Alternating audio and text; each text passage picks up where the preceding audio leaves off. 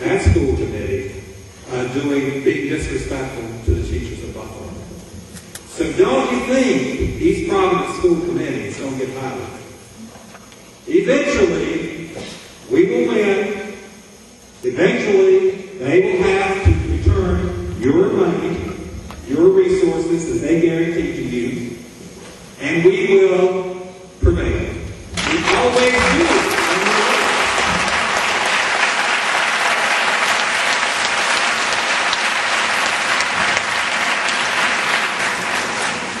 It just takes a little time. But you know, this school committee will learn the damage they've done to this community. And they'll learn it big time. Now, can you imagine if this school committee make millions of dollars in a court award to do that? Is that what they want to say to the citizens? That this is the downside of what we're doing to the teachers here? That we're setting up the kind of legal award that will come down the road that could bankrupt us? And speaking of bankruptcy, you know, I always thought when you couldn't pay your bills, you declared bankruptcy. I haven't heard them declaring bankruptcy here. They're paying all their other bills, but they're not paying you, the most important people to educate their children. Something is just not right with them. I also want to say, if we can't get them legally, we go after them politically. You put them in, you can take them out.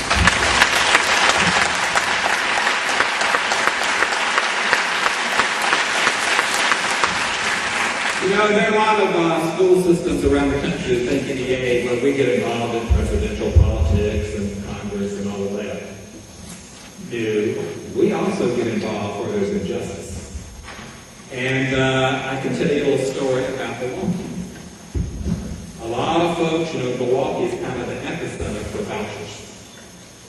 And they were trying to actually take out the school board chair who had stood up against vouchers, stood for public schools.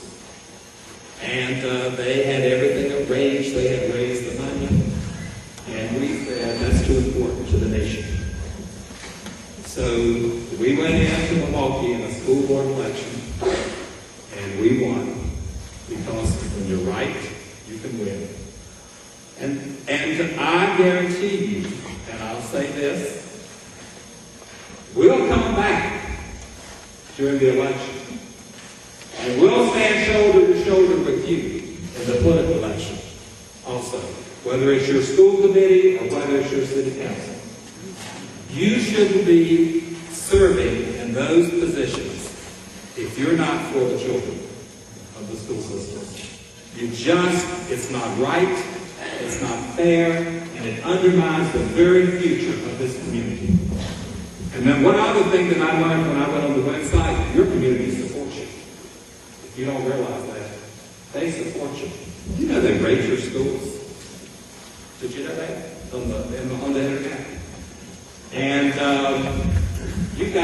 your schools are just like a 4- and 5-star restaurant. That's every school in this system is either rated 4 or 5 by the community on the web. I say you're doing a tremendous job.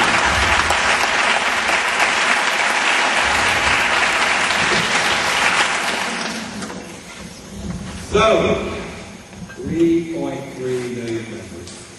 Imagine what they all look like in the same, can't get in the same room, can I? Imagine what they look like. And I want to close with one of my favorite poems by Marge Piercy. And she says, alone, you can fight, you can refuse, take what revenge you can, but then roll right over you. There are two people fighting back to back can cut through a mob, a snake dancing fowl can break a cordon, an army can lead an army. Two people can keep each other sane, can give support, conviction, love, a massage, hope, sex. Three people are a delegation, a committee, a wage. With 4, you can play bridge and start an organization. With 6, you can rent a whole house, eat pie for dinner with no seconds, and hold a fundraising party. A dozen make a demonstration. 100 fill a hall, 1,000 have solidarity in your own newsletter, 10,000 power in your own paper, 100,000 your own media, 10 million your own country. It goes on one at a time. It starts when you care to act. It starts when you do it again after they said no. It starts when you say we and know who you mean. And each day you mean one more. We are the East Providence Education Association. We will find you back. We will not tolerate injustice. We will not tolerate arrogance. We will be for the children, and we expect that this community will support the teachers of East Providence. Thank you very much.